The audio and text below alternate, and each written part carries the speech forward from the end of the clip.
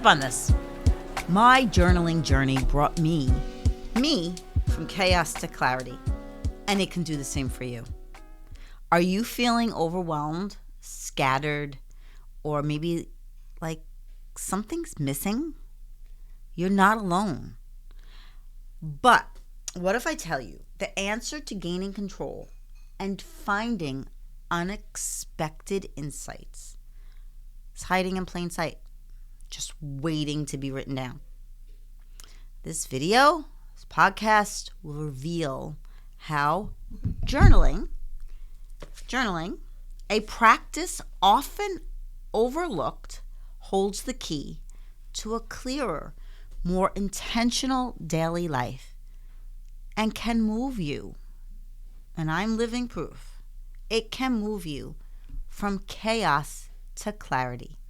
So, if this is your first time joining me, grab your cup of coffee. Let's have a chat. Welcome. I'm your host, Deirdre Haggerty. I am a certified career coach and the founder of Coaching with Miss D, which offers life and career coaching to align your career with your values and vision for life. I am truly so excited you're joining me today to have a conversation with our coffee in hand as we chat about life, careers, relationships, and all the things that can shape who we are. I won't lecture you or tell you what to do unless you saw my podcast on customer service. Then I kind of told you what to do. I apologize. It's just the two of us in a coffee shop, chatting about topics that make us laugh or drive us nuts, or maybe a topic you've heard about but thought it was BS, like journaling. And I'm not kidding. I do practice what I preach. There are words in here. And it's not just words that I wrote down for the sake of this podcast. These are my words. There are daily intentions. There is gratitude. There is some brain dumping. And there is my story. And I love my journal. I keep it by my bedside. I love my journal. Journaling is an effective tool in coaching. And now I'm not a therapist, but it is one in therapy as well. And I've used it for therapy. And I'm going to explain why in a little bit. It steadies the ripple effect on daily life. From stress reduction to enhanced problem solving, there are tangible benefits of consistent journaling. And as a coach, I preach consistency because you have to be consistent for whatever it is you're doing. Showing up every day to the gym. You want to lose weight, you want to get stronger, you want to be healthier, you have to be consistent in your practice of exercising. You want to grow your followers on TikTok. You have to be consistent in what you're doing. Consistency is key. And it's the same for journaling. So, my journey. Now I'm going to get a little personal. And not many people know about this. Some people do, and I haven't really shared much of it publicly, but I'm going to share how journaling changed my life. My journey in my life was truly swirling in chaos. And you know, when you're in the middle of chaos, a common saying is, why does all this bad stuff happen to me? And it's then more bad stuff happen because you are calling that negative into your world. I went in a very short amount of time, what it felt like. As I look back at it, it went super fast, but it started at a point and it lasted a couple of years. And I went, and there's more that I'm not going to say, but I went from losing our home, my home of 23 years where I raised my children, moving to another city, to losing, when I moved to the new city, I lost both of my parents, who were side by side in hospice, within 2 days of one another. My father passed Friday morning, and my mother joined him Sunday morning, to moving out of state, leaving my career of 30 years plus.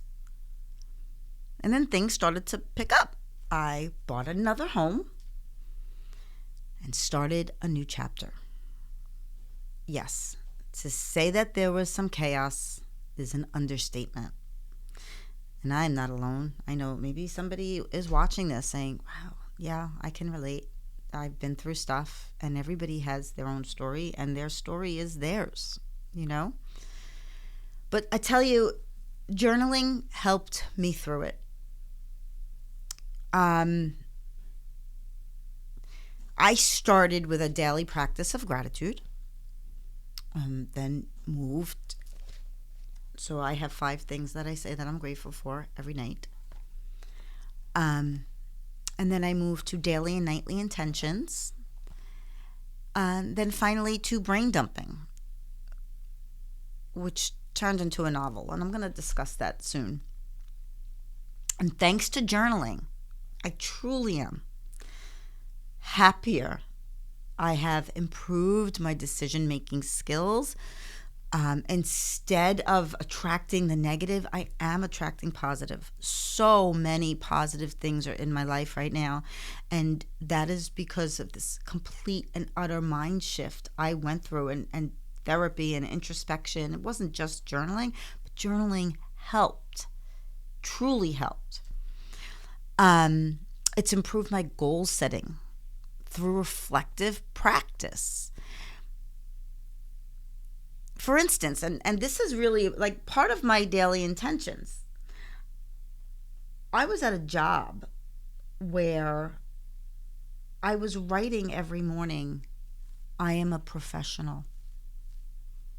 Because I was at a job where I was surrounded by unprofessional behavior.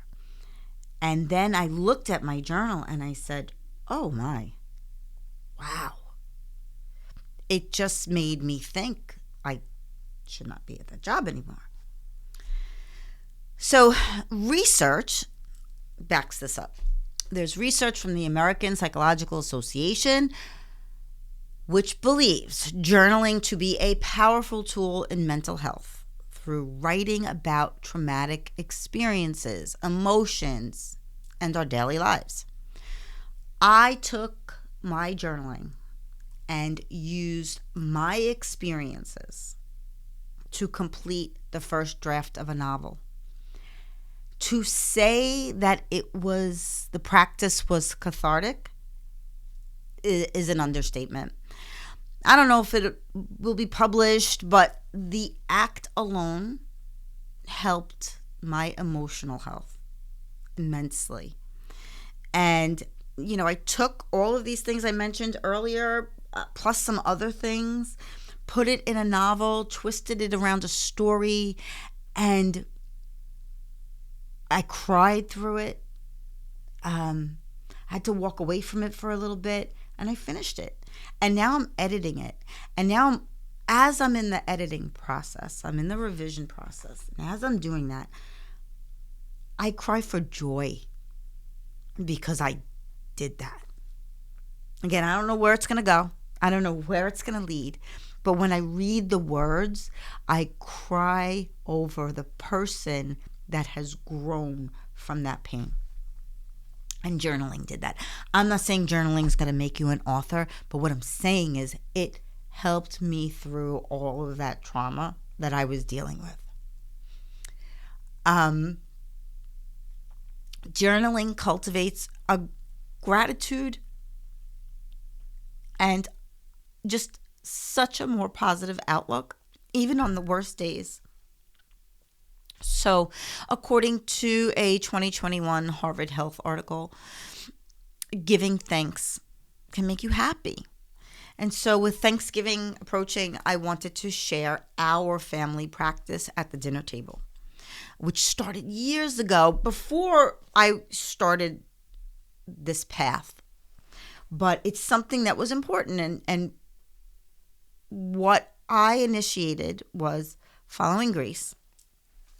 Each of us takes turns. And then I used to try to make the kids say grace, but then, they never really did. So now it's usually me or my husband. Or if anybody else wants to, it's fine.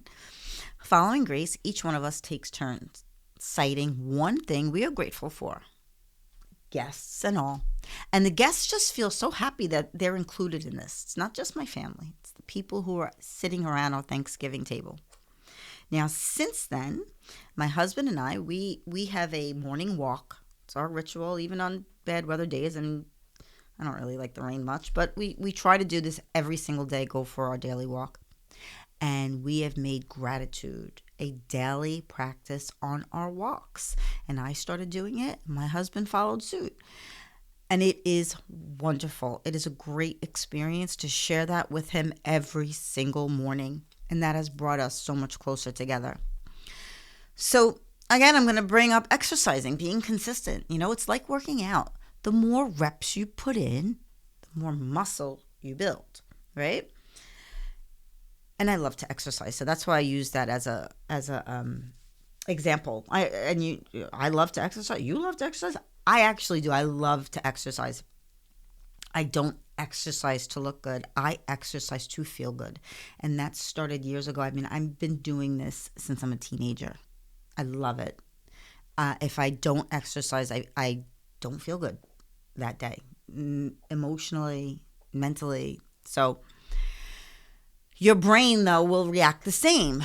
Neuroplasticity, and you might have heard this on the last podcast I just did, and you probably have heard it before. It is your brain's ability to learn new skills and move from the negative to the positive, among other things. So let's take your first step, your first sip. Let's take your first sip together. Getting started today.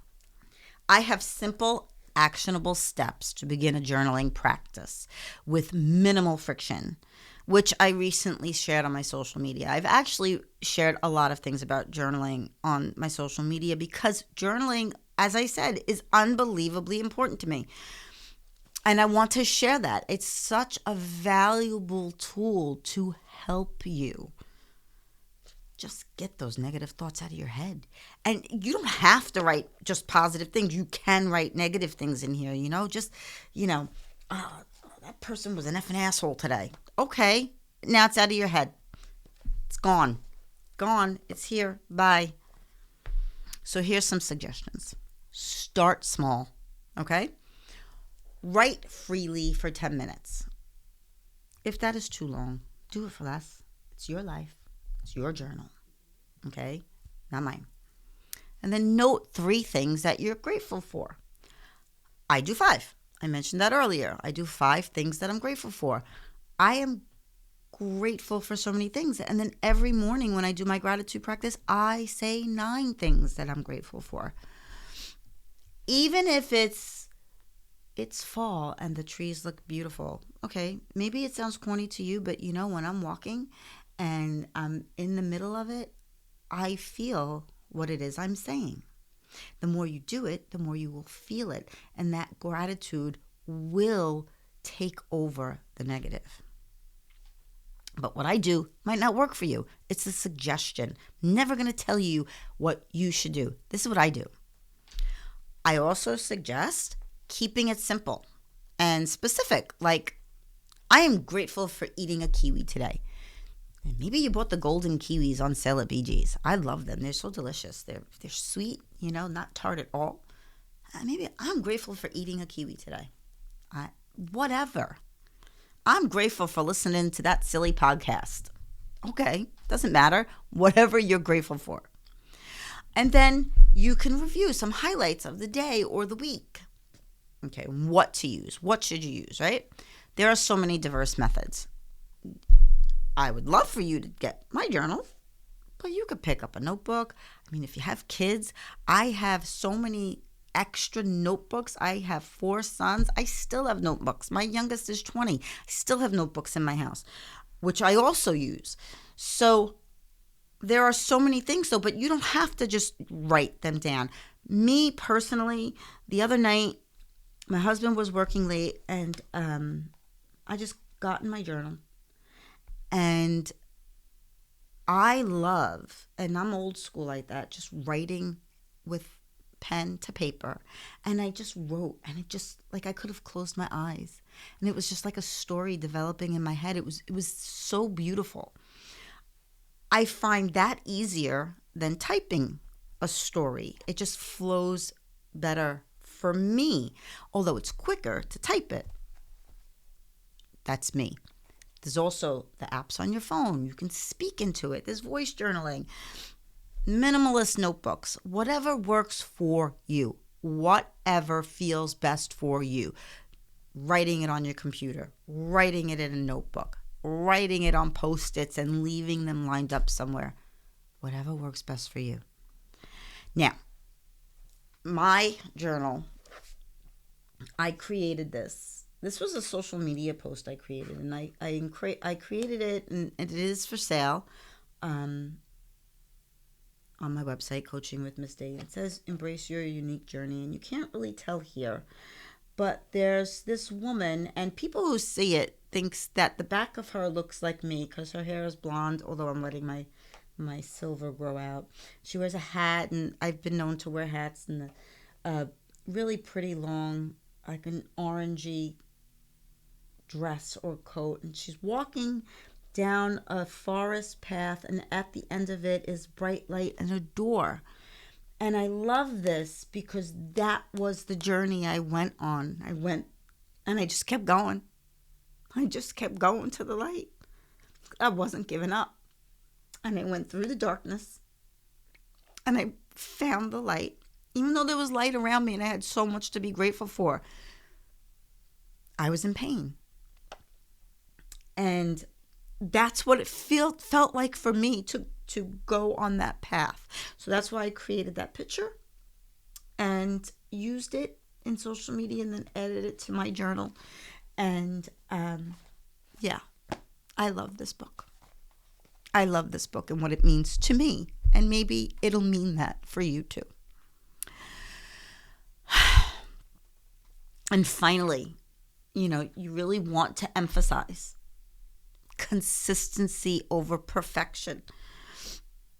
There is one of the other reasons I like doing pen to paper. There's no red lines appearing in Word telling you that it's spelled incorrectly. There's no stops. It's just writing. There's no grammar. There's no teacher correcting your work. It's you. There's nothing perfect about it. You are perfectly perfect. And whatever comes out of you is perfect. Nobody's grading you. So be consistent. Don't worry about perfection. And just celebrate the small wins. Just celebrate the small wins. Even if you have to pull something out. Like I ate a kiwi today. Just show up. Just show up. If you commit to exercising every day, you show up. Consider journaling as the same. Keep it near you, whatever's comfortable for you. I keep mine on my night table. Because a lot of times my brain is constantly thinking, and I'll like go to bed or be going to bed and I'll think of something for my book or something for coaching that I want to do, and or I'll wake up and have the same thing and, oh, you know what, go back and edit this in my book, and so I'll write it down in here. I keep it near me, so those thoughts, and so I'm also not picking up my phone because your phone, the blue light's not good for your sleep. Or wherever you will remember to use it. So that is our chat for today's episode of Sip on This. For your final sip, I want to thank you so much for sharing your time and your coffee with me. If something I said resonated with you, if you're in pain like I just described, therapy is the way to go. But if you need a coach, because coaching isn't therapy, we work on the here and now and the future. Therapist is going to work on why you're in pain and in the past, and it's going to dive in a little bit deeper than a coach will. But if you need a coach, I'm here for you. And I can coach you through tough times too. I'm just not a licensed therapist. I'm a certified coach. Even with a background in psychology, I'm not a licensed therapist. But thank you for joining me today. And if something I said resonated with you, I would love for you to subscribe to the podcast on YouTube at Coaching with Miss D, on I totally forgot, Apple Podcasts and Spotify. It is Sip on This with Coaching with Miss D. And you can follow me on TikTok or Instagram. My Facebook page is Coaching with Miss D. This way, you won't miss future conversations because you never know, something may help.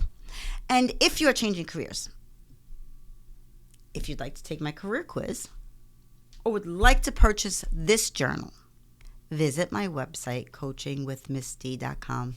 Until then, keep sipping, keep growing, and remember to live your life as your authentic self, your version, no one else's.